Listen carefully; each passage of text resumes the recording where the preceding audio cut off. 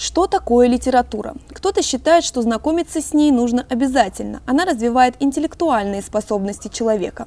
Но есть такая категория людей, для которых литература – смысл жизни. И они не могут провести и дня, не прочитав что-нибудь или не написав хотя бы несколько строчек собственного сочинения. Именно для таких страстных любителей литературы журнал «Алла Шара» в 2006 году учредил премию, за которую могут побороться как известные и заслуженные писатели, так и их юные и талантливые преемники. Журнал «Алла Шара» премиечка аужте ЮНЕСКО башксарахас цвей. Журнал «Алла Шара» ялкау алюмтаква премия захтахо иха хазыш конитыцхей уртрыц бахибзитена хабхвичва ирдруи. Путем тайного голосования жюри, председателем которого стал президент Академии наук Зураб Джапуа, выбрало 7 победителей по 6 номинациям за лучшую прозу, поэзию и критику, а также в этих же номинациях среди молодых писателей. В жюри также вошли известные писатели и поэты, как Анзор Мукба, Владимир Зантария, Даур Начкебия, Валерий Касландзе и Руслан Кабба.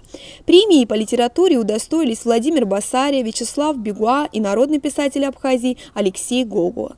Среди молодых писателей награду получили Дмитрий Габелия, Саида Хаджинба, Дифа Габни и Алина Жиба. Председатель жюри отметил, что знаком со многими молодыми людьми, которые серьезно увлекаются абхазской литературой и подают большие надежды.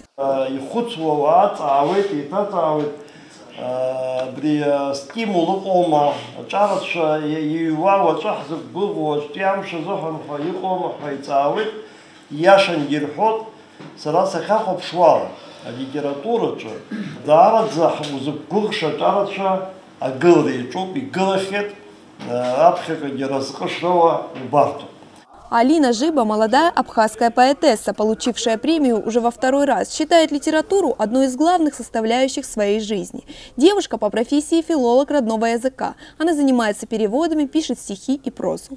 То, что мне сегодня присудили премию, это, конечно, очень большая ответственность, это радость, то, что такие мэтры нашей литературы отметили мой маленький вклад в развитие нашей литературы.